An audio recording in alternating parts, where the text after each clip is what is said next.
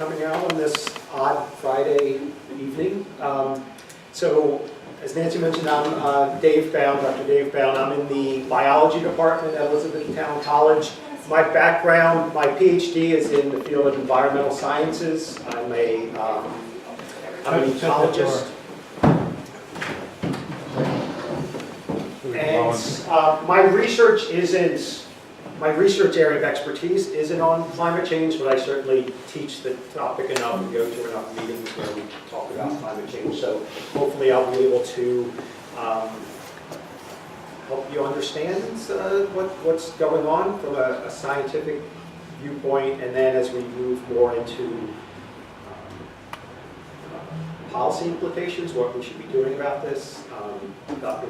McClellan, my colleague here from Elizabethtown College, will come up and we'll continue those conversations. Sounds good? Okay. Since this is this series is about conversations, I prepared some slides, but I really didn't quite know where everyone is on kind of what you want to get out of this evening, right? So I am going to approach this as a conversation. So I'll put up some slides and we can talk about things, but please, if you have questions that I'm not answering, or it can be like, oh yeah, we know all this, get to other stuff, please just hurry me along, okay? Sound good? Okay. So one of the things that I have always found challenging to talk about climate change, one is what you call it. Is it climate change? Is it global warming? Right? Just get into some of those things. And for our purposes, I'm going to use those two terms interchangeably. We can later on, we can talk about what are some of the subtle differences about that. But one of the challenges is it is so big, right? Especially if you think of global climate change, right? Things that are affecting the entire globe. What does that mean at the individual level? So a couple of the talks I've given at various places, I've taken the approach of this, right? In trying to personalize climate change, right? Trying to take it away from factors impacting the entire planet, but can we simplify it and say, how does climate change impact one person? I'm not going to go through an entire talk with this, but I'm just going to start with this. So the one person I focused in on is my grandfather, Dick Thomas. I'm going to play a little music. He was a bit of a celebrity back in his day, so I don't know if this song will be meaningful to anyone.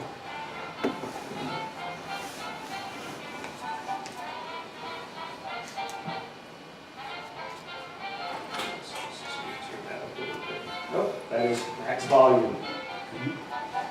Can everyone hear that? Does anyone recognize this song? I will say that I sort of do. You sort of do. I know it's before all of your times. It was a hit back in the 40s. Sioux City Sioux. I've gotten a kick. Like I said, I've made that presentation talking about this a few times, and oh,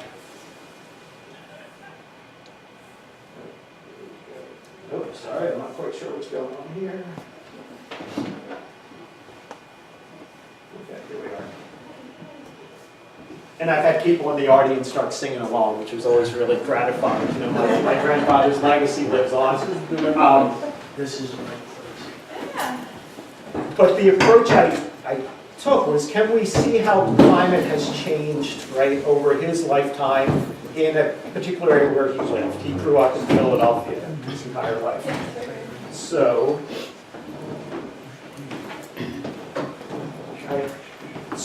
what I did was I went and got a lot of data, right? I'm a scientist, so I like data. I like graphs. And so what I did was I went to a meteorological station close to where he grew up, or spent most of his life in Philadelphia, and started collecting, looking at the data from his life, right? And so can we see, has there been a noticeable change just over his lifetime? And as you can see here, what I did with that is like, got all this data, and then I calculated what I'm calling the Dick Thomas average. That was his stage name. What was the average temperature over his lifetime, right? And each one of these plots right now is a year, so I did this on a year-by-year basis. This is the Dick Thomas average, that's 0. Everything above that means those are dates that are warmer, right, than his average. Makes sense? Everything below this line means those were cooler years relative to his average, right? So we could do this with each and every one of us, right? You've lived, hopefully, a long, wonderful life. You've experienced climate, right, over that life. Has it been a fairly constant, right? Or has it changed? And what it's here, this is a moving average, so you can just kind of follow that line. Can anyone notice something about the trends in these data? Yeah, what's happening? It's warmer. It's getting warmer. Yeah, it's getting warmer here, right? So later in his life, it's getting increasingly warmer.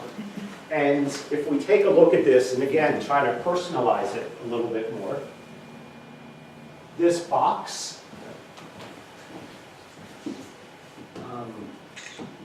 represents the period when his grandchildren were born, right? This is his first grandchild was born, and then he's had several.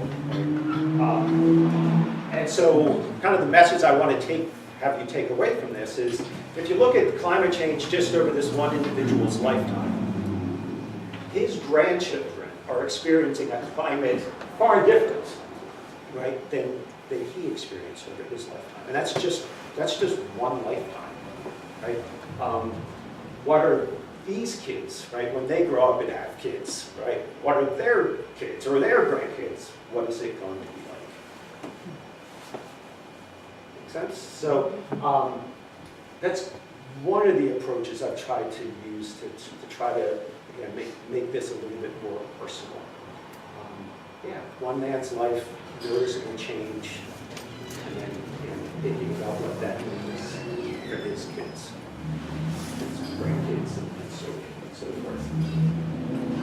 Yes. Hey, what about this wide range in the 20s? Get a wide range up and down there, and then a little bit smaller range in the 60s. You know, I remember growing up in the 60s, we had some wild weather. I mean, before it headed north there. But I mean, there's a wide range there, from 20 to 60, let's say. Right. Just looking at your chart. Oh, yes, yes. So what do you make of that? One of the very important things to understand about annual variation, it can get all over the place, right? There's lots of scientists who like to call it noise, right? It's never, just because this is the average, that doesn't mean it's always going to be clustered on that average. Lots of variation. Here's the variation is actually decreasing in terms of annual temperatures. A lot of the warming, right, you notice here, and right, this is for one station outside of Philadelphia, but it's a pretty good match, really, for what's happening over the entire globe. A lot of the warming really didn't start kicking into gear until the early 80s, and then it's not consistently, the trend is going up, right? Some years is a little colder than others, but yeah, once you hit this. Okay. Yes.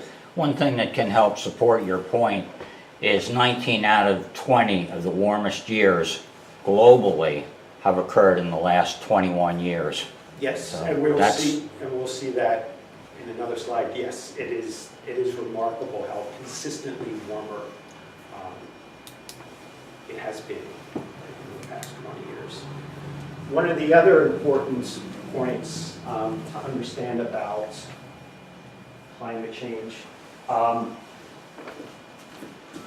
is this idea of climate, right? Global climate change what's happening at the level of the globe doesn't mean it's consistently happening everywhere, right? You could take it, go to different locations on the entire globe, and some are warming faster than others. Some might actually be getting a little bit colder, right? It's not one uniform increase. We usually talk in terms of averages. I like to point this one out. This was what's called surface temperature anomalies. So scientists were always talking in terms of anomalies. This is relative to a long-term average, like a 30-year average, which is getting the redder colors means it's much warmer, bluer colors means it's colder relative to this 30-year average. And this was just for January of this year, right? So you look at this map, all those red spots are much warmer, right, than other Januaries in the past. Blues are cooler. Right? And one thing I'd like you to point out, or I'd like you to notice, there are some areas that are a little bit colder, right? It just happens in that January. And lots of areas are much, much warmer. So if we happen to be here, right, and you experienced a January that was really, really cold, and you might be thinking, where's this climate change, right? It's really cold here. It's unusually cold. How can this be climate change? Well, if you broaden your view and look at the entire planet, it's really easy to see. There's a whole lot of warming. There's much more red there than blue. Right? It's not every place is it red, but on the whole, there's far more red than there is blue. Am I looking at a flattened globe or 31 days? Oh, you were looking at a flattened globe. Sorry, like here's North America. You can see that outline. Sorry, I should have mentioned that. Here's North America, Central America, South America, Africa there. Right, so here in the eastern North America, there's just that little bit of a cold spot, right, relative to what it typically is in that area. Makes sense? I think I have one more picture that hopefully, this one was back from a couple years ago. Again, here's the globe. It was a period when it was quite cold in the eastern United States. And I remember this one distinctly because there were plenty of politicians talking about where's climate change, it's really cold. And it was like, yes, it was cold here for that winter, but if you look at the rest of the planet, it was incredibly warm and still one of the warmest years on record. Okay, so that difference between local and global. Okay. Any questions? Yes. In your first slide, from 1940 to 1860, there was a jump there, and I wonder if that had anything to do with the post-war industrial, stuff and all that. Do you have any idea? So, I can't speak to that definitively. My guess is no. That there's enough kind of noise in the data. There's a lot of things going on. But there wasn't a really clear signal of an increase, a consistent increase into the 1980s. So, I want to talk a little bit about the science of what's driving this phenomenon. So, I'm going to talk about the greenhouse effect, right? So, I'm sure most of you have at least heard that term. But if my students are any indication, my students come in thinking they know the greenhouse effect and then realizing, no, they don't quite understand what this means. So let's talk about this a little bit. Okay, so the greenhouse effect. Right? Up in our atmosphere, there's a bunch of gases. Right? So if you take a deep breath, right?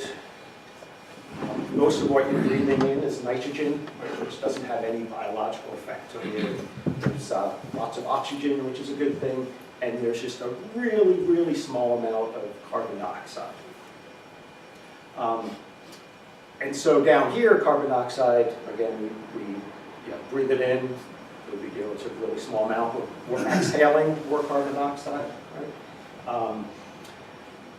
But the composition of the atmosphere higher up, that little bit of carbon dioxide turns out to be really, really important because it does serve as this greenhouse gas. And so what's happening here is energy is coming from the sun, called solar radiation. And then what scientists do is just track what happens to that energy. Some of it can get reflected back out into space, right? So it never comes into the planet. It can't be used by plants with photosynthesis. It really doesn't do anything except bounce back out, right? So clouds can help with that reflection. Other like particles in the air can help with that reflection out. Some of it can get absorbed in our atmosphere. And then some of it can, a bit of it here, gets just absorbed by the surface of the planet. Right? And then some hits the planet and then gets reflected off. Right? So you see this, especially if there's snow on the ground and it's blinding, right? How bright that is. That's just all that light being reflected off and it's blinding, right? And there's always a certain amount of that happening. The relative amount of each one of these is really important because the only one of this that contributes to global warming is this absorbed energy. Because when energy gets absorbed, it's going to change the quality of the energy. What comes in is one form of solar radiation. It's mostly the visible light, like the stuff we see. But once it gets absorbed by the Earth doesn't just keep absorbing. It absorbs and then it gives off, right? And as it gives off that energy, it is now a form of energy called infrared radiation or heat. Now that heat can go back up and do things, like it can heat the air, right? It can cause water to evaporate, all those things. But that radiation from the Earth is going to escape back out to the universe. But some of it gets trapped up here by those greenhouse gases, and that's what this is indicating. And greenhouse gases are really, really important. If we had no greenhouse gases, the Earth would be a frozen mass.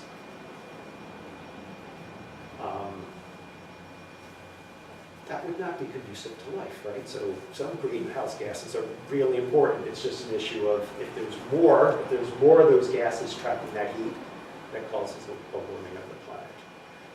This has been known since the late 1890s, the basic physics of this. It's really well established. There are these gases, carbon dioxide, chief among them, that trap in heat. Make sense? Does that sound reasonable? Okay. And so if these greenhouse gases are really important, one of the things we should be tracking is how much of those greenhouse gases are in the atmosphere. There's several types of greenhouse gases. The one that is the primary driver of overarching importance is carbon dioxide. So that's the one that tends to be followed. So we can look at what has happened to carbon dioxide. Yes? On 9/11, they shut down all air traffic. And I remember the news story that there was a temperature jump. I don't remember if it went up or down. That didn't mean anything to me at the time. But then I got an app on my phone called FlightAware that has, you can see every airplane that's going around. The density on that is amazing. How much do contrails affect this heat exchange? Right. So I'm not sure, and for this reason,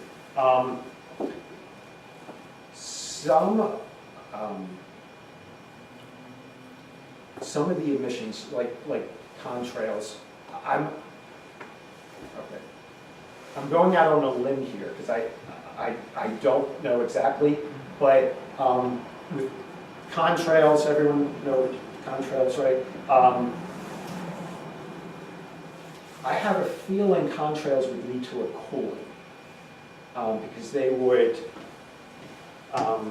right, so a lot of that are water molecules, right? Which probably cause greater reflection.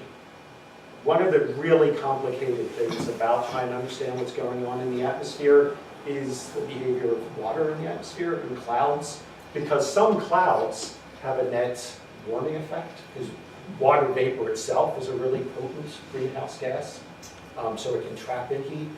Other clouds have a net cooling effect because they're reflecting more out.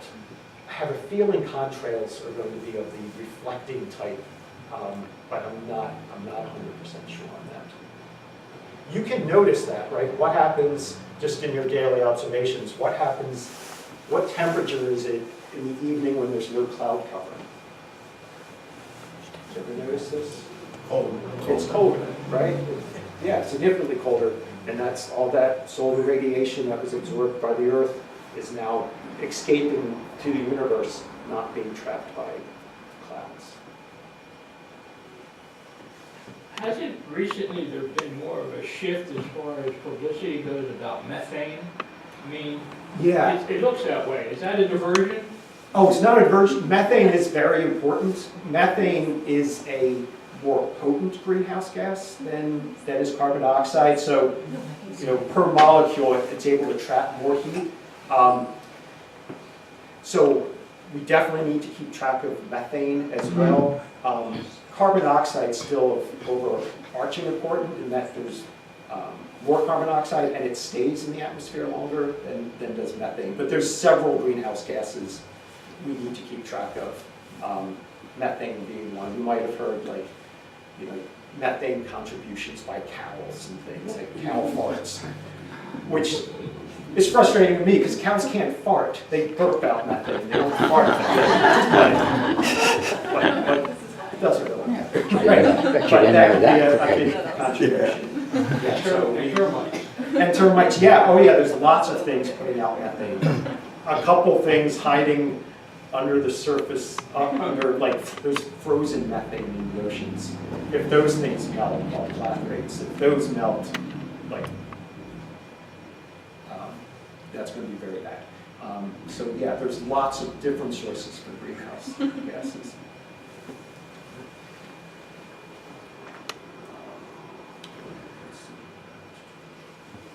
I'm just going to get to this slide. So this slide describes what's happening with carbon dioxide. So this is something called the Keeling Curve, named for a scientist who first tried to measure this stuff. So Dr. Keeling put sensors to measure carbon dioxide up at an observatory in Hawaii, right? So in the late 1950s. So this is a direct measure. So daily, hourly, it's measuring carbon dioxide, and this is how it's changed over the years. So there's two things, especially I want my students to interpret this graph. Like I said, scientists, we love our graphs, and we want people to be able to look at them and really figure out what are they communicating. Does anyone notice kind of like two things? What's the most obvious from this graph? it's very uniform. It's very uniform in what way? That there's not ups and downs, abnormalities. Okay. Yep. So one thing, it's pretty consistent up, right? It's not like a perfect straight line up, but it's going up and up and up and up, right? This is the one graph. Every time I teach a course, I always have to update this because it just keeps going up, right? So I just updated it today, March 2019. Right? When I started at Elizabethtown 10 years ago, the numbers up here, look at this graph, we hadn't hit 400. Yeah, so roughly 2018, we were about at like 395, and we're now way past 400, upwards to 410. In my teaching career, I remember that, oh, it hit 400, right? And it just keeps going up. It's like, So that's one thing, right? And that's probably the most important thing. I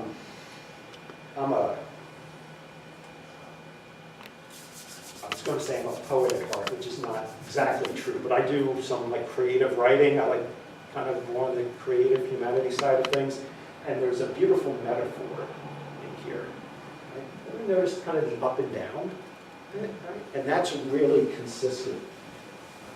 I thought at first that's what you were referring to, right? Because there's this consistent up and then a down, up and down, and the magnitude of that really doesn't change. Right? And what that is, that's the earth breathing. In the summertime, the earth inhales in the sense that we're removing carbon dioxide from the atmosphere by all the plants in the growing season, right? This is Hawaii, this is northern hemisphere, lots of land in the northern hemisphere.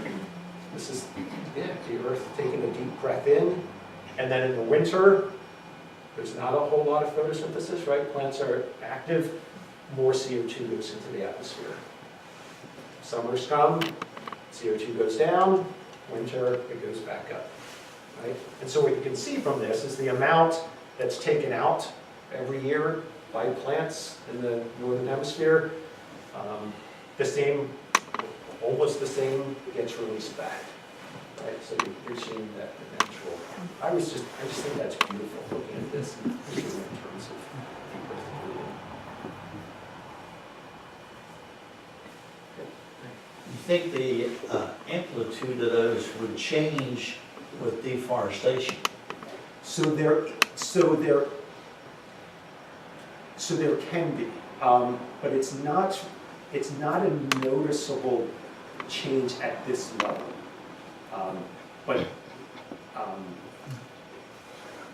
If you looked at this in more detail, I'm sure you could see minor impacts of deforestation, which I don't want to minimize the role of deforestation as a contributor to why this CO2 is going up, because it is a significant one. And it's also a good lead into what's causing temperature changes, right? So I was trying to provide a little bit of context. The Earth is warming. Said CO2 is a strong contributor of that. Here's evidence that CO2 is rising. And so there's this nice known relationship between CO2 and warming. And then the question can be, right, what's the source of this CO2? So I want to show you a short video that NASA put together to try to illustrate our current best understanding about what is causing planetary warming. So, back here.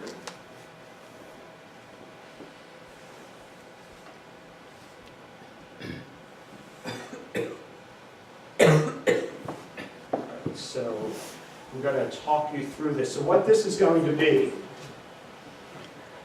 why isn't that?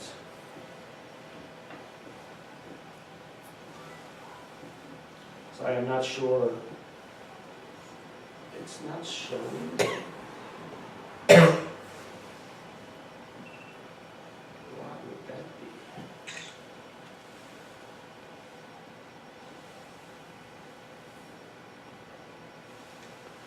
Okay, there we go. So what this is going to show, again, this was put together by NASA. It's going to be a series of graphs, all superimposed on this. What you have over here is it's a relative scale. Going up means warmer, and going down is cooler.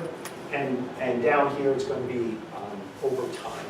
So this is going to show the expected warming or cooling caused by different things happening on the planet, like deforestation. How much does deforestation can warming be caused by deforestation or by volcanoes or by changes in the sun's output, right? All variables that could potentially impact climate change, right, or the observed warming, but do they explain what we observe? Does that make sense, right? So it's going to be a series here once I turn this on.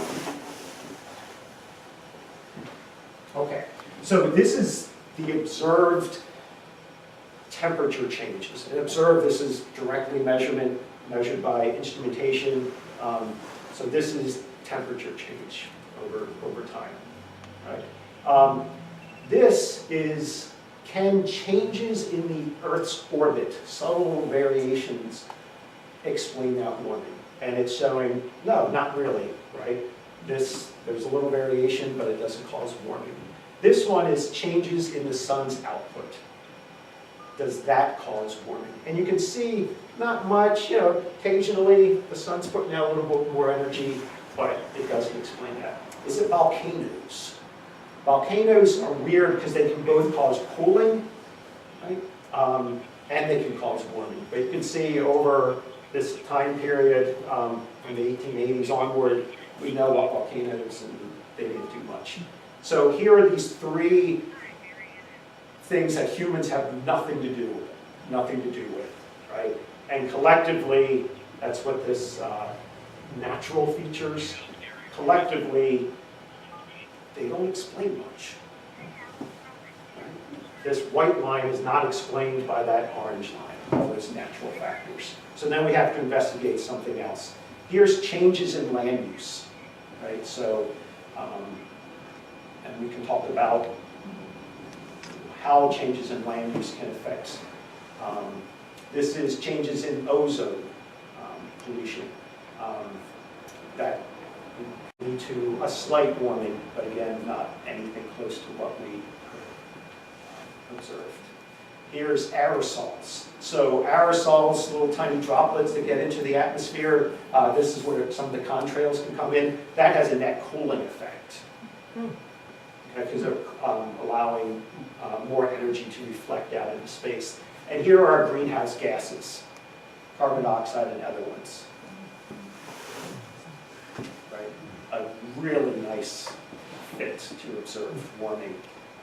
So again, it's going to superimpose all of these possibilities. All of these are human-caused problems, right? Or human-caused changes. And you put them together, these are those human factors, and it matches up really well. Not perfectly, of course, right, but really well. So now it's just going to have you compare and contrast those observed and then the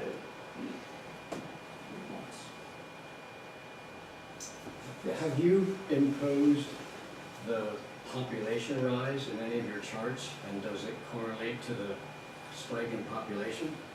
So, I haven't. There would be a strong correlation. Let's see, we're at 7.5 billion people now. In the late 60s, we were half that. Yeah, so we're still kind of growing exponential, so there would be a strong relationship between It has to the be two. almost directly related. Yeah, I would say a very strong relationship between the two, right? But then we would then need to ask, well, what is it about population that would be, how do number of individuals impact warming? Oh, and that would go with the consumption of fossil fuels. Yes, there's that. There's also the role of affluence, right? Like we, in the United States, use far more fossil fuels than other places in the world, right? So per capita, like we're off the charts compared to like China or India, where they have a lot more people, but they use a lot fewer resources. And that gets into some of those political aspects. China is now the world's biggest polluter in terms of total amount of CO2 into the atmosphere, but on a per capita basis, we're still far away from the biggest polluter. Makes sense? One thing I wanted to point out, did everyone notice those aerosol kind of things? this is just one of those weird ironies. It appears, right, and it is hard to tease everything apart, but we've done a really good job of trying to prevent aerosol pollution, right? Because aerosols and other things can contribute to like acid rain pollution and lots of negative environmental consequences. But those same pollutants were actually having a cooling effect on our planet. And so when we cleaned up the air for our personal health and removed some of those aerosols, it actually allowed climate change, global warming to actually heat up. So we were artificially cooling the planet, but now that we've improved, it's just kind of that irony of it's hard to solve one problem without impacting something else. So there's a lot more I could talk about on the science side, but I don't want to monopolize the entire conversation. Are there any kind of sciencey questions that you have? Are there any scientists that say these are flawed in any way? Of course, yeah. There's always scientists who are going to say things are flawed. And just like this, what I showed you, right, for mass consumption, yeah, these are simplifications, right? Even this warming, right? There really should be error bars associated with all this, right? These are ranges. If I show you,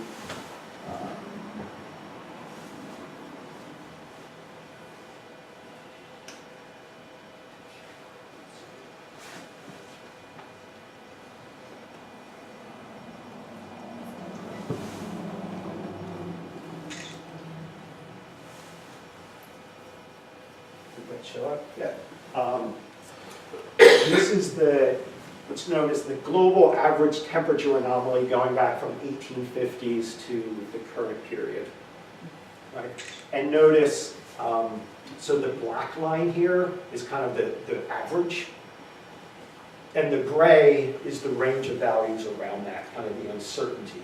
And you can see, yeah, there's always that uncertainty. The uncertainty lessens as we get closer to present because we have more data points, right? More sensors out there, more direct measurements.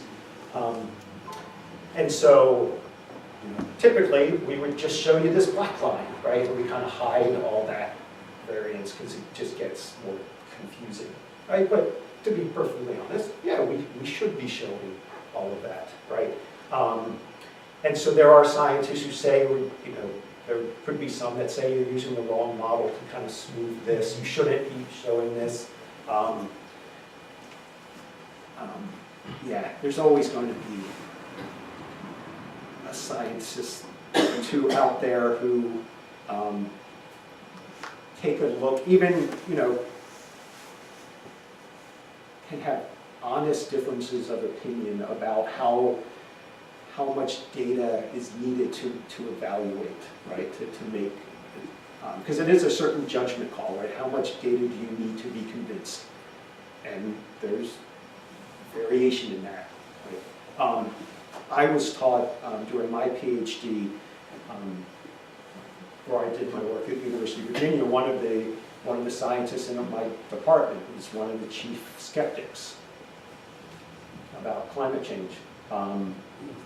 Pat Michaels, he's, if you look at the list of climate change skeptics, his name is always on that. He writes books on the topics, and he was also just a person who would just whatever you say to him, he would argue the opposite, right? It's just his personality, right? You could say water is wet, and he goes, "What, are you crazy? That's not wet, this is," right? And that's contrarian personality. But he had, but he was a good scientist in some respects. I remember him saying his model showed that the Arctic would be warmer faster than every place else, and who cares if it warms in the Arctic? It's still cold.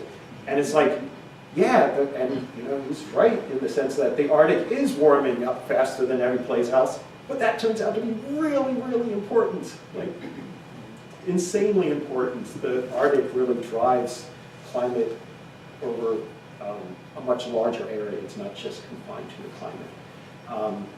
I remember him saying, oh, don't worry about greenhouse gases, or, because water vapor is more potent, and water vapor is a potent greenhouse gas. But clouds will form and it'll just increase reflectivity. And so more energy going out to space. And he could be right. Turns out as climate change is progressing, the clouds that cause net warming are increasing, not the clouds that cause net cooling. He would also say, and I just heard this mentioned by the individual which President Trump just hired to, President Trump is organizing basically his own panel of climate experts too. And there's a retired professor of physics from Princeton who's leading that, and his big thing was, he was saying, this is actually a net benefit. Right? We should be happy this is happening because carbon dioxide is really important for photosynthesis, which is absolutely true. Carbon dioxide is really important for photosynthesis because what do plants do? That they use carbon dioxide, some energy from sunlight to break apart carbon dioxide, rearrange the carbon molecules, and gives us sugar. Right? That's what photosynthesis does. So more CO2, that might mean we get better crop production, right? And that can be true, right? But if anyone's ever grown anything, or many of you have agricultural backgrounds, you know, right? Just because plants need nitrogen to grow doesn't mean if you give them more nitrogen, they're going to grow better. It's like, no, right? Just because there's CO2, it's also going to cause greater evaporation. Things are going to get drier. They need water, not just CO2. So other things start kicking in. But it's a great place to start. Does more CO2 lead to greater crop yields? And it's been investigated. There are actually scientists done this cool experiment where they basically take whole forests and cover them up and then pump CO2 in and see how whole sections of forest respond to elevated CO2. Right? All of these things have been investigated, and they always pan out that you get a slight increase in the beginning, but then that benefit doesn't last forever. So there are lots of very legitimate questions. And, it's how much do we? And there's always things we don't know, but personally, I think we're way past the time where we know enough.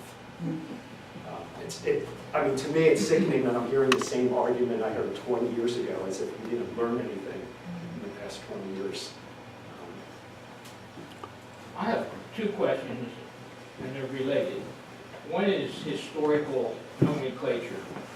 When you start talking about the opposite of this with younger people, the stigma of nuclear winter doesn't go over too well because of warfare, etc. Was that originally ever called the Bryson effect after a Wisconsin meteorologist that predicted the same sort of thing? But have you ever heard of a Bryson effect? I personally haven't heard of the Bryson effect. I mean, I've heard of the nuclear, winter. Well, it probably went out of style, but I thought when they were talking about the greenhouse effect, they also countered it with the Bryson effect. Now, with that in mind, a lot of the younger people think that some of the contrails that they're seeing are metal filings that are being put up there because of the reflective quality. Has that been tried at all? Or? So not with contrails. So I don't know how much you've heard about, but there's whole conspiracy theories about contrails, like it's stuff the government's doing up there to manipulate, I don't know, climate or what. I'm not a big conspiracy theorist, so I haven't quite studied this. I am familiar, at least with the concept, with the studies. I mean, the tragedy of 9/11 scientifically had one good output, is that we can better understand the role of contrails, right? There's no airplane flying we could understand. I'm just not that familiar with the literature. So the idea with that, like the metal filings, this is something called geoengineering, if anyone's ever heard this term. Geoengineering is any activity that that humans do to purposely manipulate climate. Right? So I mentioned like aerosols in our atmosphere can have a net cooling effect, right? Because they're increasing reflectivity, so less solar energy is hitting the Earth. It just bounces off of our atmosphere. So theoretically, if we wanted to cool the planet, we could put a bunch of aerosols into the atmosphere, and theoretically, at least, that could cool the planet. So that's where that contrail conspiracy theory comes in. It's never been done, right, at a scale large enough to test. Right? Computer models can see how much would we need, how would they be dispersed, and all that. But it hasn't been done, unless you're a conspiracy theorist, and then you think it's happening all the time, and they're also controlling our Well, brains. the kids are more susceptible to thinking that way. Yeah, and unfortunately, there's plenty of evidence on the internet, right, to back up these wild ideas. But the idea of geoengineering is being explored. And it's kind of weird to me, because it's usually being advocated by the folks who have spent like 30 years being very skeptical of global warming, and now they're kind of coming around to like, okay, it's happening, but don't worry about it, because we can just engineer our way out of it. And there's huge question marks about how effective it would be, who would even do it, right? Can one country purposely manipulate the entire global atmosphere to then affect everyone?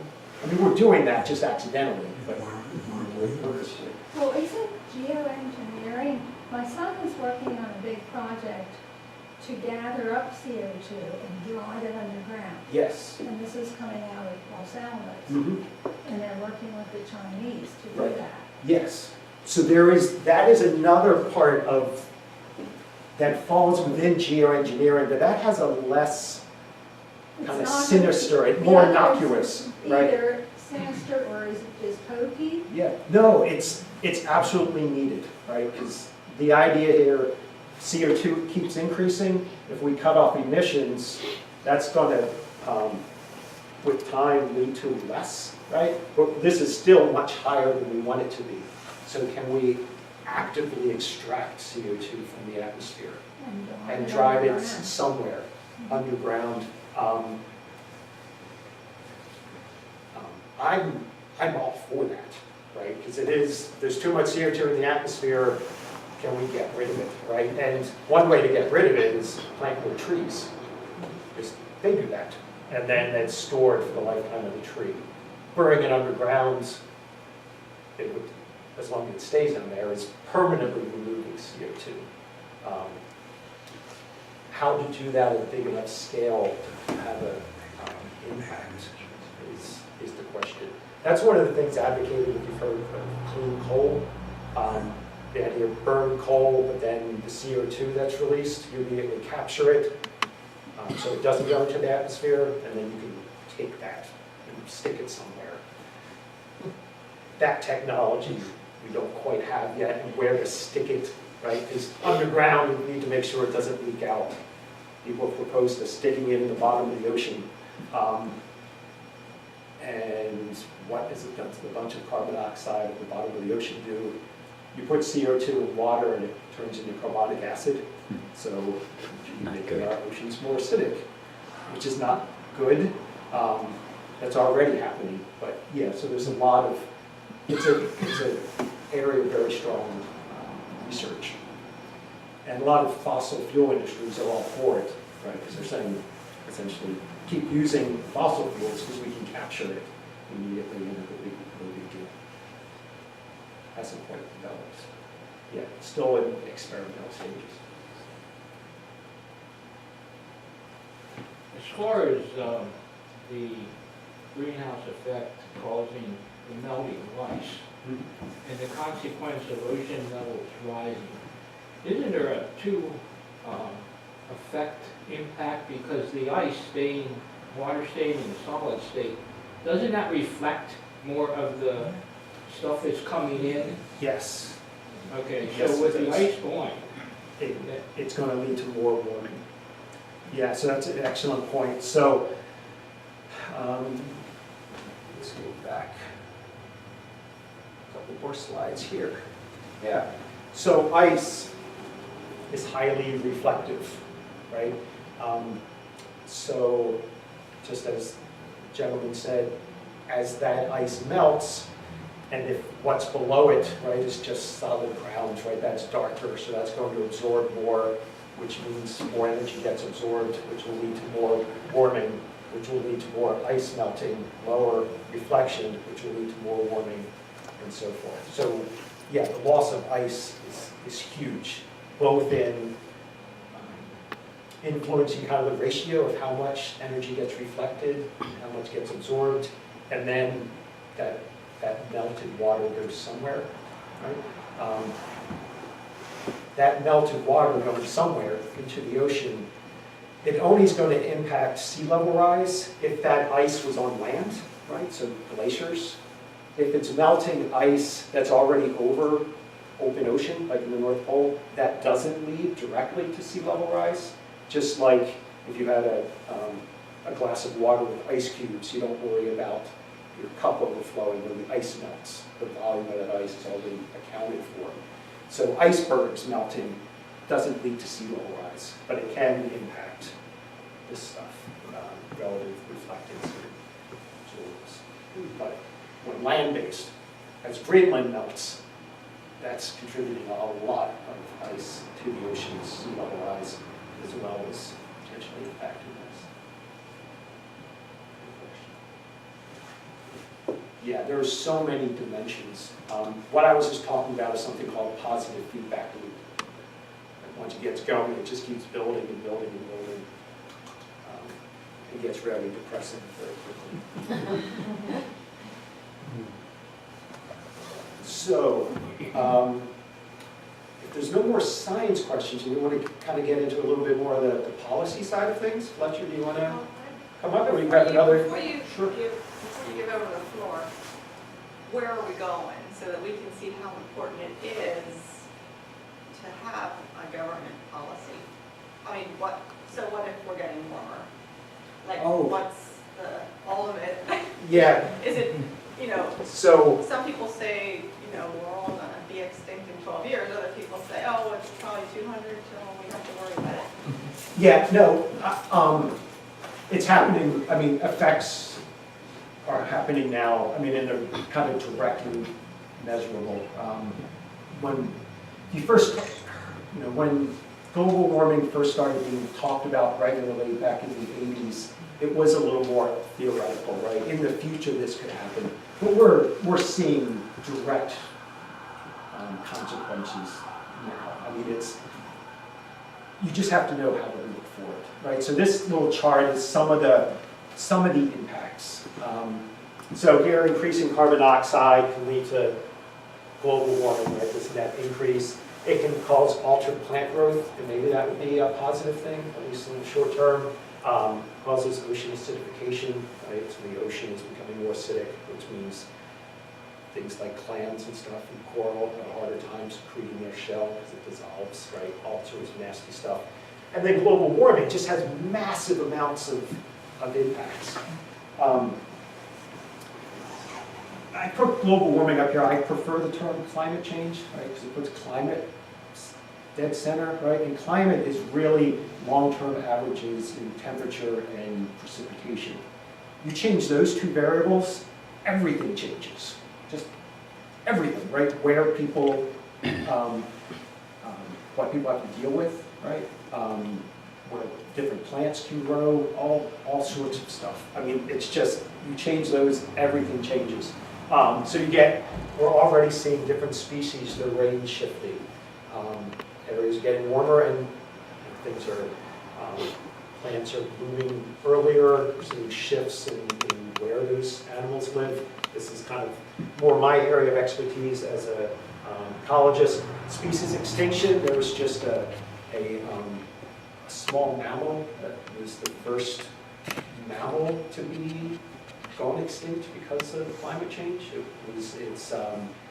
lived on islands, and the islands flooded, and the animal is now extinct. There have been other species linked to extinctions linked to climate change, so that's going to be huge. One of the ones that you hear a lot of now is just extreme weather, right? And I think we all have noticed just how odd things have gotten. When we get rain now, we get lots and lots of rain, right? All in short bursts. So those kinds of weather events that we're seeing here, right, in this part of Pennsylvania, but all over. Extreme wet events and then extreme dry events, right? It seems like those two. Yeah, we're seeing melting glaciers. My family and I, we took a trip out to Glacier National Park, arguably to see the glaciers before they're gone, and they're pretty much gone already. I mean, it's still a beautiful park, but you don't see much in the way of glaciers anymore. They're just gone. Sea level rise. Not directly going to impact us here in Pennsylvania, but massive. I mean, if you consider the world's population all live increasingly close to the coast, that's going to be a massive, just huge. But all of these are huge, and they just keep going and going and going. The magnitude of all of which is going to worsen, right? There's nothing on here that in time we can wait and things will get better, not at least on human time scale, right? The Earth will just be fine, right? Give it a couple million years and it'll, CO2 will be taken out, the Earth will go on its merry way. I think most of us are more interested in how our humans are going to be impacted. Yeah, so just massive changes. Just want to show one thing to drive that home a little bit. This is a really interesting app. It's a mapping program that a professor at the University of Maryland put together. Again, scientists trying to figure out what's a better way to communicate what's going to happen with climate change. And what he did was basically you type in a city, and for that city, he gives you a comparative city that currently exists, that the climate of that city is going to be like in 2080. Right? So under two scenarios, kind of a current trajectory scenario and a scenario where we reduce carbon emissions and actually get our act together. So I just today typed in Harrisburg, right, close to home here. With our current high emissions, this is basically kind of the status quo. We keep going like we're going. By just 2080, right, the climate of Harrisburg is going to be most similar to the climate of Jonesboro, Arkansas. Right? That is quite different, right, from what we have now in both. So both in terms of temperature, but also precipitation. I mean, that's one person's lifetime, right? Massive changes. So this is a really interesting interactive map we can play around in. With lower emissions, it puts it, I think it's northern Maryland, right? Even with lower emissions, things are still going to change, just not as drastically. So, yeah, there's huge changes. Even for us, we're actually, this part of Pennsylvania, considering if you want to live anywhere on the planet, we're probably in a fairly decent spot, right? We're not close to oceans. We're predicted to get more rain, and that's problematic, but especially if your house is on a floodplain, right? But we're fairly buffered in a good way compared to many places in our country, and especially many places around the world. So if we want to think in terms of equity, yeah, a lot of the places who have done practically nothing to cause the problem are going to be most heavily impacted. Is that then saying that we'd be getting the kind of tornado weather that Arkansas gets? It could be. I don't know if this gets into quite the detail of expecting, yeah, those extreme weather events, but in terms of like average temperature and precipitation patterns, it will be like, yeah, but it's a curious question. I'm not sure. Yes. To reflect what you were saying, I'm a big World War II fan, and during World War II, they issued their winter woolen uniforms in Florida in September. Okay. My husband gets physics today, and there's an amazing degree of consensus among physicists that yes, there's climate change, it's something like 95%, and they don't even want to deal with the deniers because it's just not worth it. But you know, what can we do scientifically to combat climate change? So there is, so scientifically, speaking as a scientist, I mean, I completely geek out with all this stuff, right? I just find it endlessly fascinating. And the science is complicated, but the science is pretty easy compared to what Fletcher's now going to talk about, right? Like the societal aspects of this, because we know what needs to be done. It's just how can what needs to be done be achieved and still have, good quality of life, not giving up too much, having agreement in a very divided political landscape, all of that stuff. So I'm going to hold off on your question. Maybe we'll integrate it with Fletcher's. Does that sound good? Mm-hmm. Yeah. It's bottom line, we need to reduce CO2 emissions. I mean, if you really want to stop this from happening, that's what we got to do. And then try to remove what's up there. But first thing, reduce emissions. How to achieve that? We know how to achieve it. We just, how to make it happen. Gee, thanks, Take Dave. it away? Sure. I warmed up the crowd. Yes, you did. Impressed everyone. Really is now. uplifting. All right, thank you.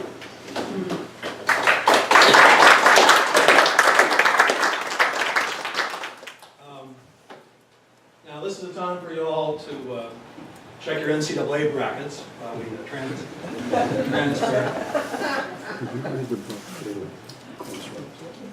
What is it? Fatal crossroads. I have, but I don't. Pretty good, so. Oh, real good. There's a guy named Joyce. I appreciate the mention of Jonesboro. My parents met there at Arkansas State, so I would not be unhappy if we had Jonesboro as well. And I also appreciate the mention of methane gas and contribution of cows. I'm in political science, and that's what we study. Political science really is a study of flatulence. At a higher level. But thanks very much. My name is Fletcher McClellan, and I've been at Elizabethtown for quite some time in the Department of Political Science. Now it's the Department of Politics, Philosophy, and Legal Studies. And I've been assigned sort of the policy and politics part of it. I'll apologize in advance. My slides are pretty text heavy. I don't have graphs and things. I have a couple of them, but don't worry. The quiz is not until next week, so you have some time to study. And I'll post my slides in my public folder. So.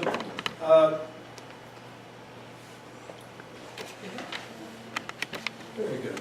Well, let me start with the good news politically. And we've had over a century policy directed toward the environment. And for most of this time, government policy has reflected a bipartisan consensus. And science and citizen action have stimulated government efforts. And considerable progress has been made. Air pollution, water pollution, conservation. Dave also mentioned what we've done with chlorofluorocarbons, with ozone. So there's a lot to celebrate if you look at it in a very broad scale. Now, as I mentioned, here's where the text comes in. This is just spanning like decades, and I'm just trying to give you a feel for the environmental movement. This goes back politically at least as far back as Thoreau, but in sort of the modern sense, a progressive movement around the turn of the century, between the 19th and 20th century. Theodore Roosevelt, Gifford Pinchot, the Forest Service, the Park Service, things like that. FDR in the New Deal had conservation efforts. Of course, the Civilian Conservation Corps, we all know that. The modern movement sort of begins in the 50s and 60s, beginning with nuclear fallout. Rachel Carson, for whom there is a building named in Harrisburg, a Pennsylvania scientist, warned us about pesticides in Silent Spring. And the environmental movement really gets underway in the late 60s and early 70s. The first Earth Day is celebrated in 1970. And as a result, we had a wave of very positive policy action in the 60s and 70s. It was bipartisan. I mean, we had Republicans, presidents, Nixon and Ford, working with the Democratic Congress. You know, this is basically the infrastructure of environmental policy today: the Clean Air Act, the Clean Water Act, environmental impact statements, the EPA, Endangered Species Act, resource conservation, the Superfund, and many, many agencies. This is just the tip of the iceberg that are concerned with the environment and specifically the climate, and just as many at the state level. Internationally, we're talking more specifically about global warming or climate. Things began with the Rio Earth Summit in 1992, which resulted then in the Kyoto Protocol, which was signed by President Clinton but not ratified by the Senate. This began to set targets for limiting greenhouse gases. Ultimately, and this is we're moving down the road, this leads to the Paris Climate Accord, which you all, I think, are fairly familiar, which the U.S. signed under President Obama, which sets voluntary targets to reduce carbon emissions, to slow the increase in global warming. And of course, as you know, President Trump announced that we would withdraw from this agreement in 2020. And as Dave mentioned, during this period, there was a collective positive effort to deal with a climate concern that was with chlorofluorocarbons or aerosols that led to the Montreal Protocol in 1987. So we can make progress internationally.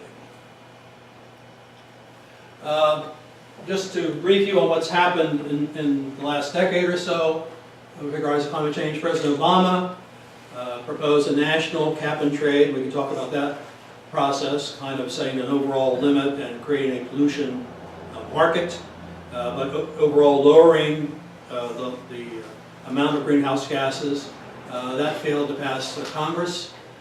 Later on, using his executive powers, once Congress came under the control of the Republicans, he proposed a clean power plan which regulated emissions from coal-fired power plants.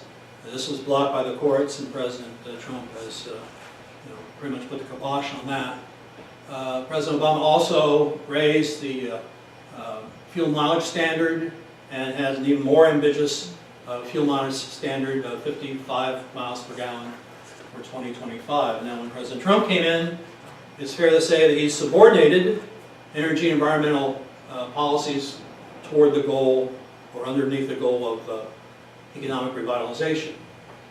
His administration talks about energy dominance. It used to be we were concerned about sort of being dependent on other countries for oil and for fossil fuels, but now we're sort of in an era of plenty, and we're thinking more about exporting, and that is sort of what this administration has been aiming at. As part of a strategy of deregulation, the President and his appointees have been pretty much dismantling the EPA,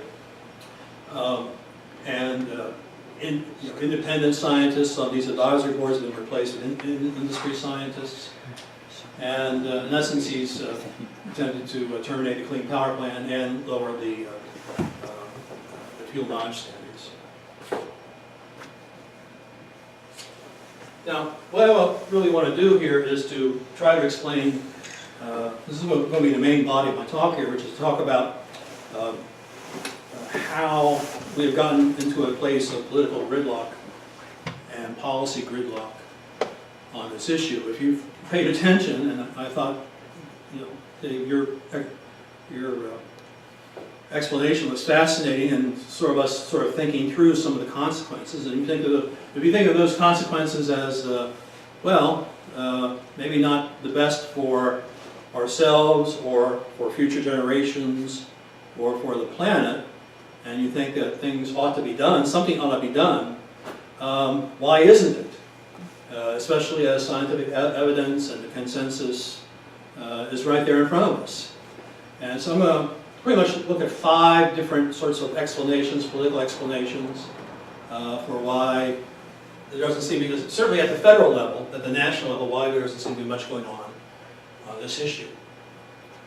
First of all, let's look at public opinion. And, it's one of those, on the one hand and then on the other sort of issues. Because on the one hand, and this is from Gallup, the public recognizes today that just what you saw, global warming is happening. Most folks here in this country think it's caused by humans, although there's a third who don't. Public's worried about the problem, and 70% think it's going to harm future generations. So there's at least some concern. And when you ask them what should we do, there's large majorities that say, well, we ought to regulate carbon as a pollutant, we ought to put limits on coal-fired power plants, the Obama plan or some other related plan, rebates for clean air energy. There's a whole list of things that people could agree that we ought to be doing. However, people don't necessarily think that climate change is going to harm them personally. There are people who think it's going to harm other parts of the globe instead of the United States. We're kind of immune from this. And this is sort of a chart that depicts what people thought were the most important problems facing the country. And I apologize for the blurriness. This is February 2017. This is right after the Trump inauguration. He asked me, what are the most important problems that the government ought to work on? Okay, well, people were angry with government. They're concerned about the country, immigration, of course, the economy. We're looking and looking for the environment. Where is the environment? Where is Waldo? Environment, and you can't read it, but I'll tell you, it's right here. It's right there. That's it. So on the one hand, sort of on a general level, there's concern, but on the other hand, in terms of feeling very strongly about doing something about climate compared to other problems, in terms of priorities, there's not a real sense of urgency. And I don't think that much has changed in 2 years, with maybe a couple of exceptions. So public opinion isn't necessarily by itself giving politicians the kind of urgency that would get them to move.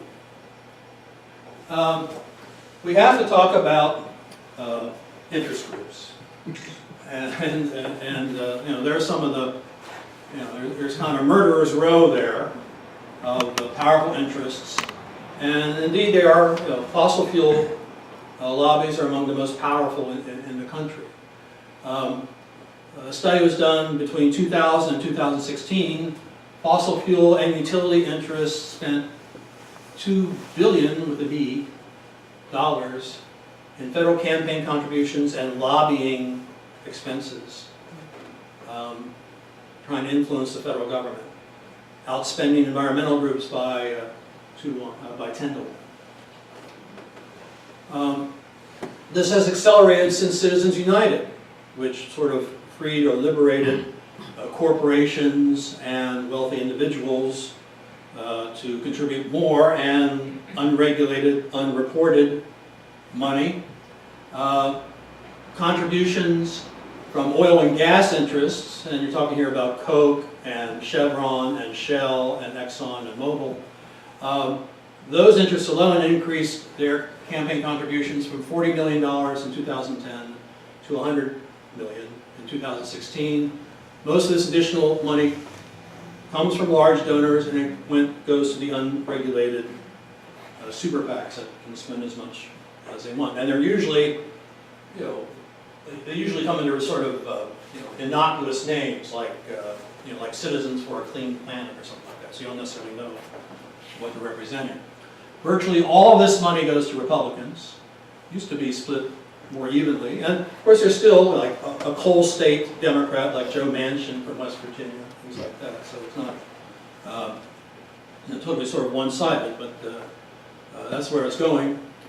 Oil and gas interests now turning to lobbying. Most of that's campaign contributions, but turning just to lobbying. Oil and gas interests spent $125 million on federal lobbying activity in 2018 alone. And then electric power companies and coal, like Peabody, also spent the same amount of money. That's $250 million in 1 year of lobbying.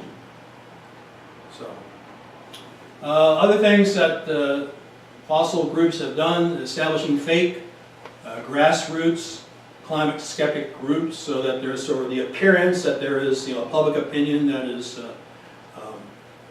somehow unconcerned or not worried or even happy about climate change. There's support for climate skeptic science. You'll recall that there was a lot of effort by cigarette companies back in the day. They supported something called the Tobacco Institute. And basically it was sort of, science, quote unquote, industry-sponsored science proving that cigarettes are good for you. And there are organized, sponsored efforts to prove to us that climate is not a danger. Of course, they've also been successful in forming coalitions with other groups, including the Chamber of Commerce, the automobile industry, right, oil and gas, and labor unions, saying that taking action on climate is going to cost people jobs. The other thing I wanted to mention is that that enhances the power of this lobby is that fossil interests are located strategically in states like Texas, of course, Ohio, and Pennsylvania. Question for you. Go ahead. How much, if any, of this lobbying money is used for research such as carbon capture? It's all political. It's all political. I have a comment. Yeah. My husband worked for the Geological Survey, and how effective these organizations are.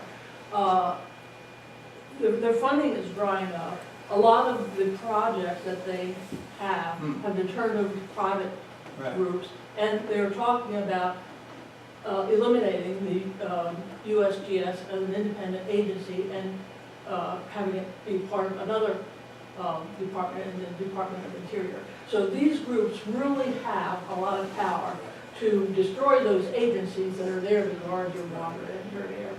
Or basically privatize it. Yeah, yeah. And have the industry regulate itself. Yes. Yeah. Oh, would they love that? Yes. So, all right. So, anyway, that's so we talk about public opinion, but also sort of the imbalance of power. Just looking at organized groups is another explanation.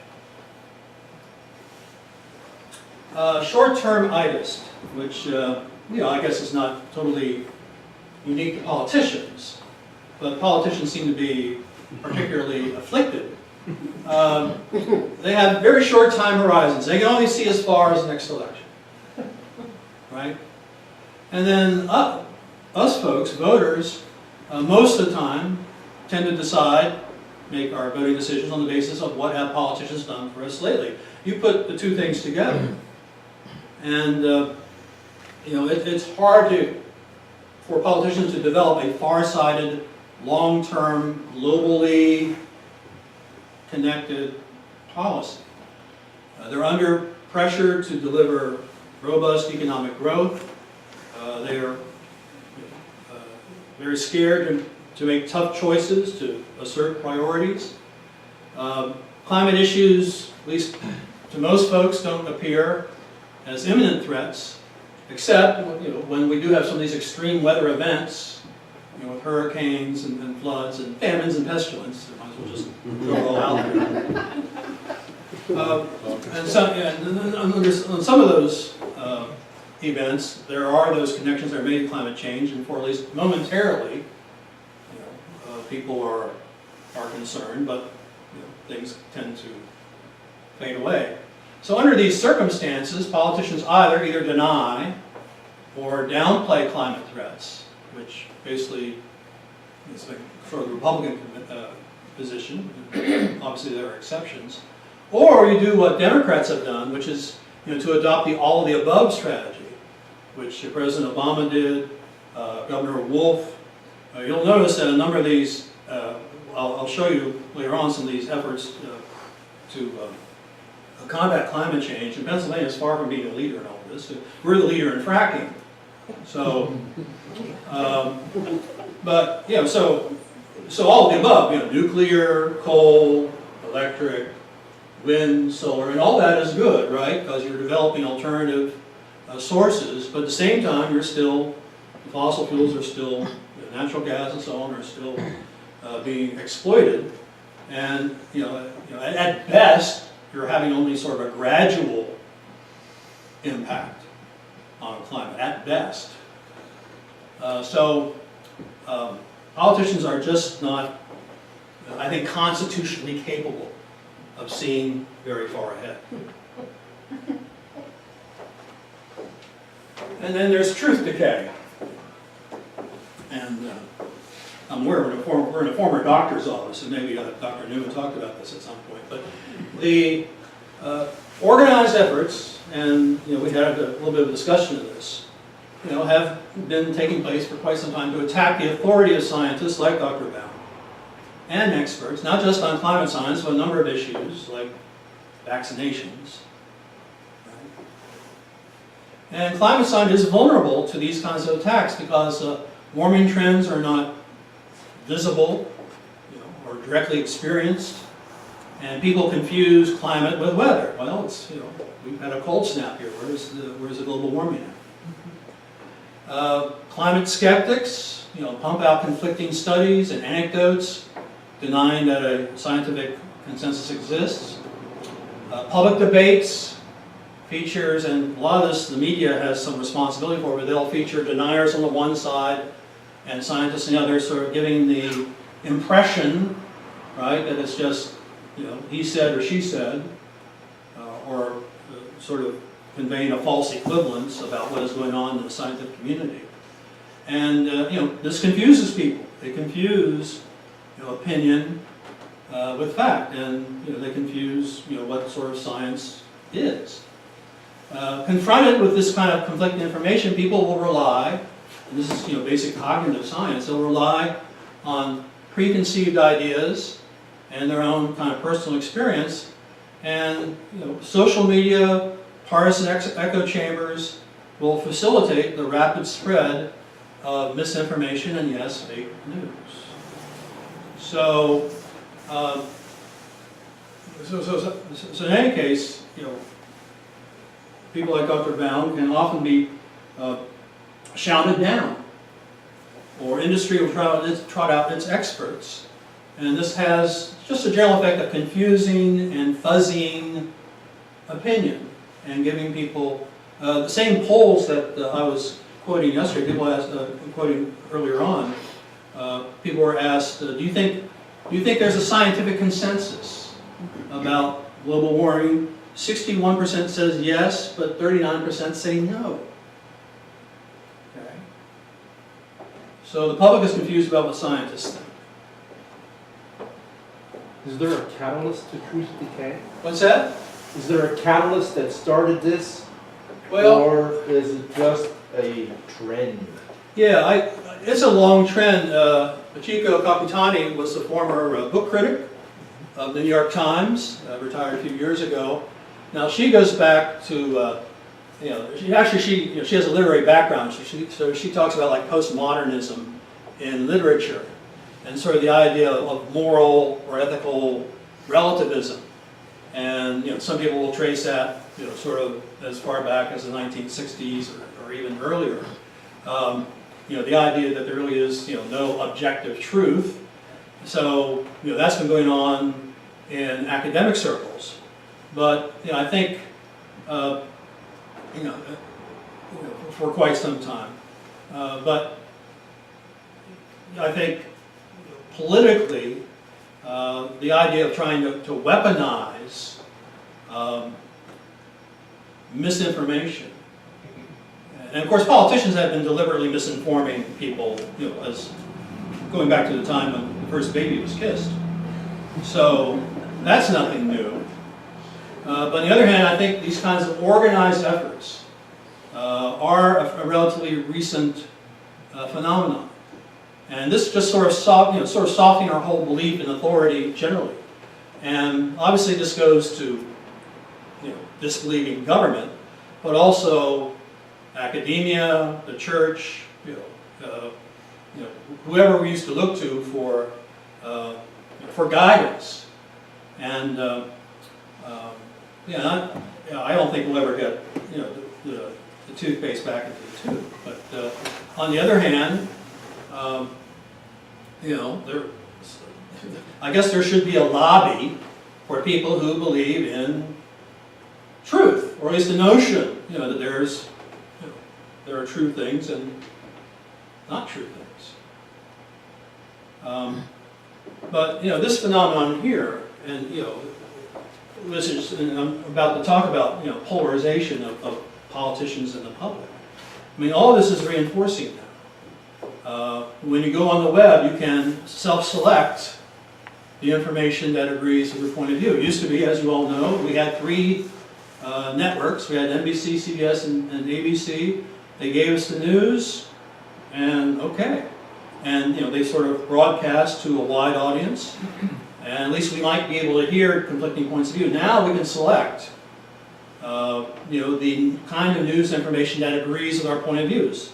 And of course, it's out there. Fox News is over here, MSNBC is over here, and we can, you know, and then if we're going on Facebook, there are algorithms that will direct us in terms of choosing information that agrees with our point of view, or our consumer preferences. And this leads also, there's not only you know, reinforcement of prejudice or existing points of view, there's also social sorting as well, right? You've got people who now, more or less, you've got conservatives wanting to live in areas where there are conservatives. There are liberals wanting to live in areas where there are liberals.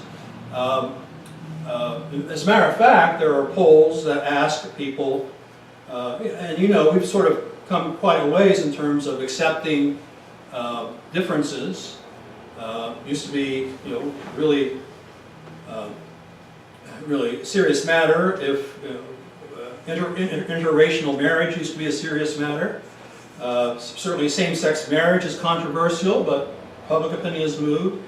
However, if people are asked, if your son or daughter wanted to marry a partner who is from the other political party, about half of people are upset at that. We're more upset at I'm more upset at my daughter marrying a Republican than I would be if she married, you know, a gay person or anything.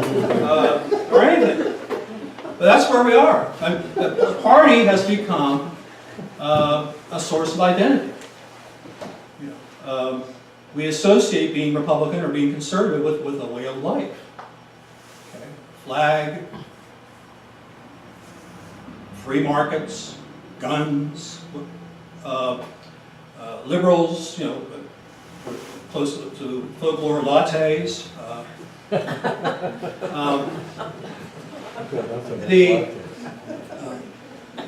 But this is a polarization of opinion. Okay, this is sort of where we are, at least among you know, activists, political activists. So this is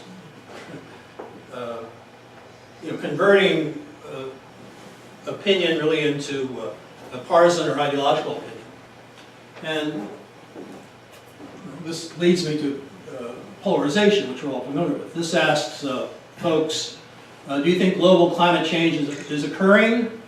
The blue line is yes, so like close to 90% of Democrats, either those who say they're very democratic or slightly democratic, 90%, 85% say yes, it's happening. However, as you move down the political spectrum to slightly Republican, and then finally over here by this side of the picture frame, very Republican, there are more Republicans who don't believe that climate change is occurring. for many, this issue is interpreted through partisan and ideological frames. Regardless of one's own sort of independent view of climate, people will act on the basis of group identity. And I just mentioned that being a Democrat or Republican now is sort of a key identity aspect, framed by what the partisan leaders in government and the media say. Action on climate change is viewed by conservatives as a threat to the American way of life. Freedom, the open road. It's viewed as pro-government, taxing, spending, regulating. Liberals see climate action as an act of global citizenship tied to social justice and sort of sticking it to corporations. Of course, this administration, the current administration, includes many climate skeptics and have replaced independent scientists and industry scientists. And it's sought to reverse Obama policies on climate, as I mentioned. So action on climate change has thus become a test of loyalty to the president and party.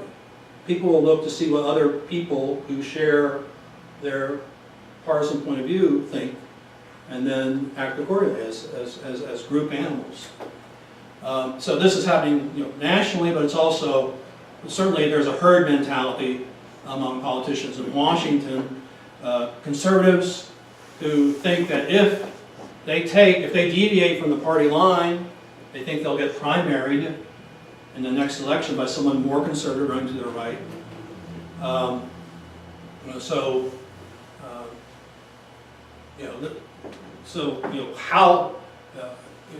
What is necessary is to recreate this bipartisanship, the bipartisan cooperation that we saw back in the 1960s and 1970s. How is that going to happen when the two parties and public are occupying two different universes, two different realities? Well, now that I've cheered you up. Oh, good.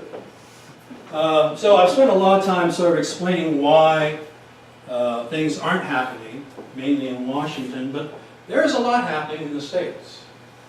And that's a good thing. We ought to thank the framers of the Constitution for federalism, right? Washington isn't everything. And there's a lot we can do locally. There's a lot we can do in this state. And so we are seeing action, and certainly in some states more than others. And just sort of think of the flip side of what I described in terms of the factors that are preventing action.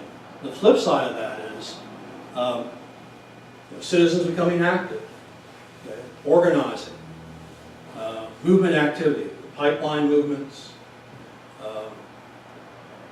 various kinds of local environmental movements and national.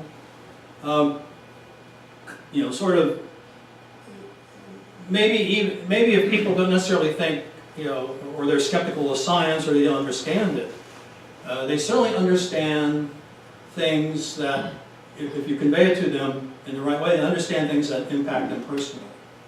So, the challenge is to come up with narratives that connect events and trends to people's personal lives. Obviously, there needs to be, sort of a rebirth of respect for science and truth. We saw in this last election, in the midterm election, the Democrats did pretty well, especially in states where you had Republican governors like Michigan, Wisconsin, and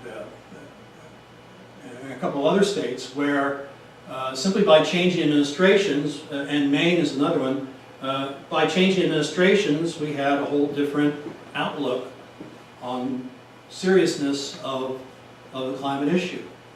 So, leaders are trying to find ways to cooperate, even in the face of resistance. So, at the individual state level, most climate action is taking place in blue states, especially on the West Coast, but other places as well.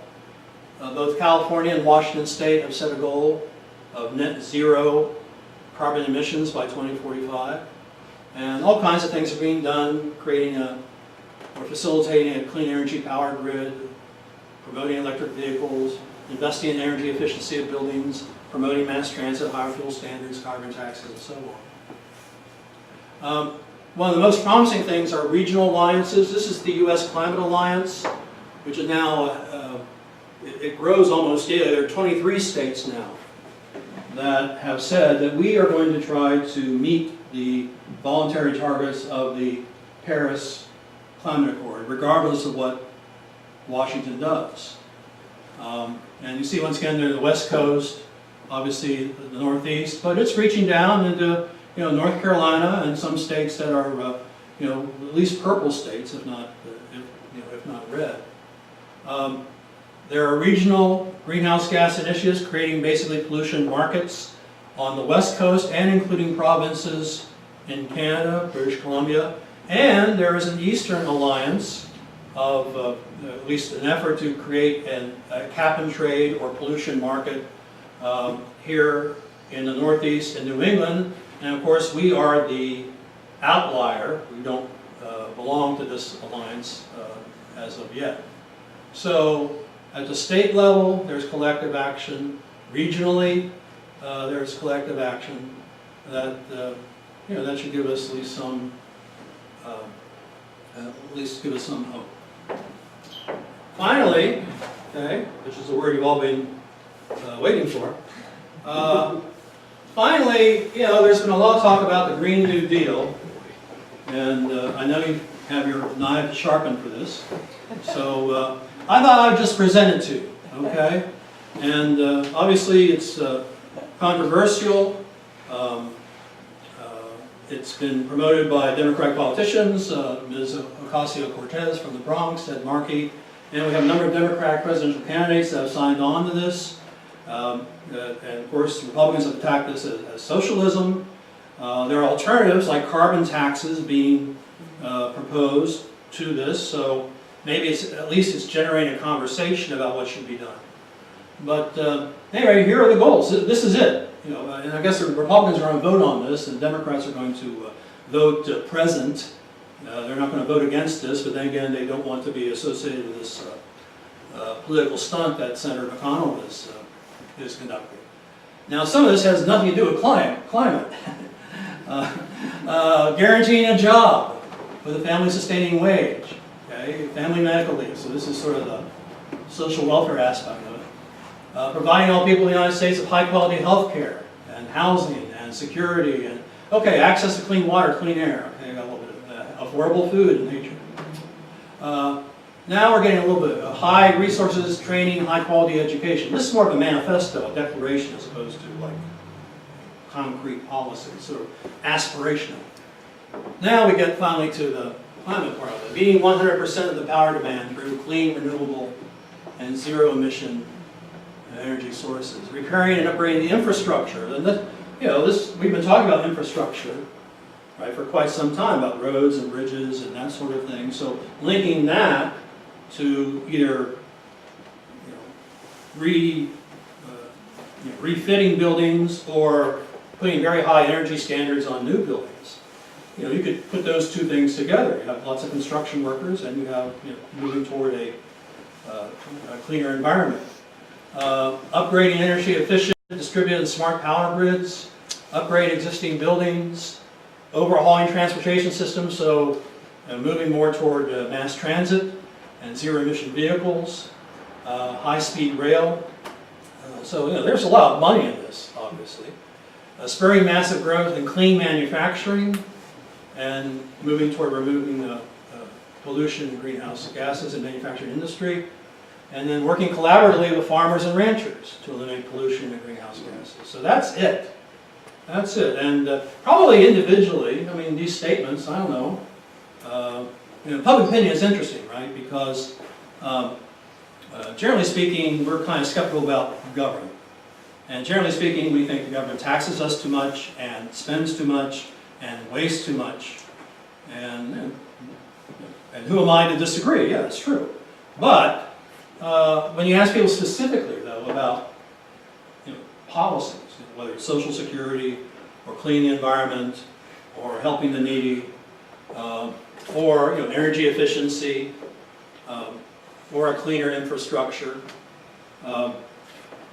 People tend to agree with those things. They tend to, think, well, that's a pretty good idea. Now, of course, then they ask, well, who's going to pay for it? The idea is that all these efforts are going to be marshaled in a sort of a 10-year span, which is sort of the span of the New Deal before World War II. So that's what it is. And obviously, it's not something that's developed into sort of a concrete program yet. The Democrats have just taken over the House. But at least I thought I would show you this. And as I say, I think it at least has put, if nothing else, it's put climate and environment sort of back on the map.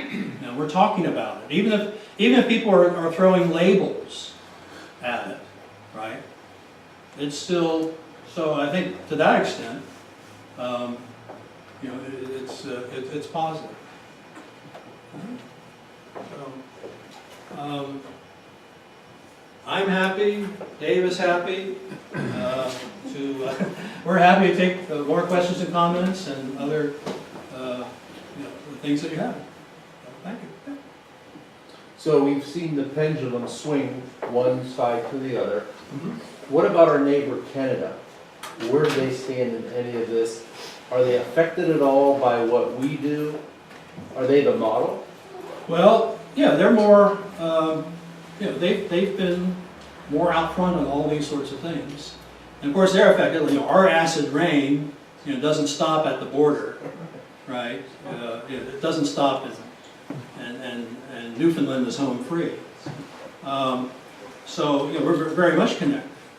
And of course, pipeline issues. They've had, the pipeline that, the Keystone Pipeline really has its origins in Canada. The indigenous groups are as concerned about it up there as they are here.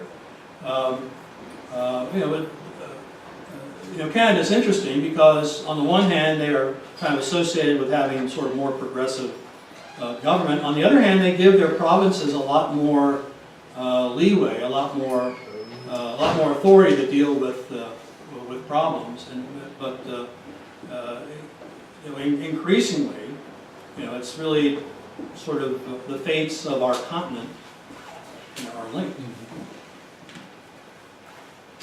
Yeah. A couple comments. I think there's a direct relation in that green plan thing and some of your charts. When you look at the vehicle, overhauling the transportation system, but thinking about the vehicles, when you look at the number of vehicles on the road, from the baby boomers to finally starting to drive, and the number of vehicles go up, I think that's a direct relationship to carbon emissions. I'm very interested in what you've meeting 100% of the power demand through clean, renewable, and zero emission energy. What do you mean by that?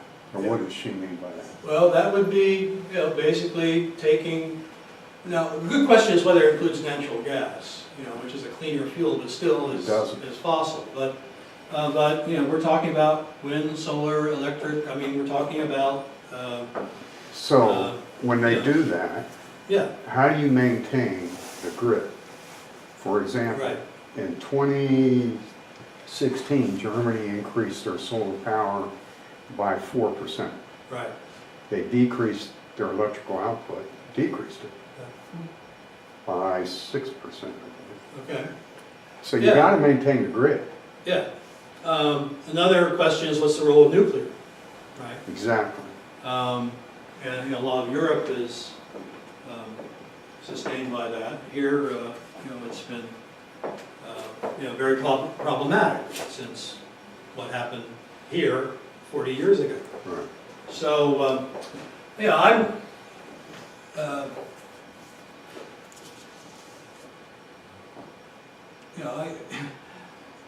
I'm not aware that whether someone has, sort of, spelled out, how this transition is going to happen. We're still in sort of all the above and kind of the gradual, phasing in of one and phasing out of other. It's interesting because I don't think they include nuclear in that. Nuclear, solar power emitted 4% more CO2 than nuclear. People don't think about that. Right, They don't think about what wind power does. right. What do you do when 30% of the time you're not getting electricity from those plants? So I think there needs to be a lot of thought in that. Right. Yeah, and then there's, Or we could be sitting you in the mentioned dark the here. grid, right, which is, I mean, a whole other complexity, right? So I believe it's like Texas, right, the oil state, I mean, but they're also a leader in wind power. Right? But a lot of that electricity generated by those wind turbines going into the grid, Texas has its own grid, right, and you can't export out past the state boundaries or something weird like that, right? So Something very Texan. Grid, yes, It's our power. our grid is very bizarre, right? And so some of this is a movement, right, if you want to rethink the grid, have it not be as centralized, not as integrated, but more localized, right? So there is thought being put into that. I mean, you make a very excellent point about that reliability. I mean, the wonderful thing about fossil fuels is if you need more electricity, you pump in more coal, or burn more, there are a lot of considerations that need to go into this, and people are aware and trying to deal with that. I just wanted to follow up on what Greg said, which is very relevant. Don't get me wrong, I'm a big fan of especially wind power. However, without nuclear, without gas, without coal, it's impossible to maintain a frequency and have a grid. It's impossible. Can't be done. So, I love wind power, but unfortunately it's not enough of it. Well, and, I guess thinking in larger terms, we're talking about sustaining, a way of life, right? I mean, it's going to require not just government policies, but, sort of how we use energy and conserve individually, and the corporate sector, and so on. But, that's, sort of where this gets at. I just wish the donkey and the elephant could meet in the middle of the road. There are a lot of, obviously, I It's think, nuts. a lot of opportunities for progress, for agreements, and for moving forward. And that's sort of the tragic thing of a polarized political climate. It kind of prevents people from getting together to work things out. But obviously, there's a lot that can be done.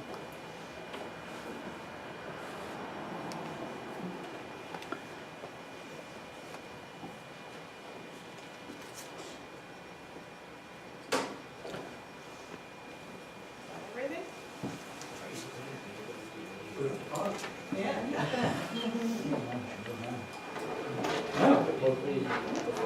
Thank you. Yeah, If you are Thank you. interested,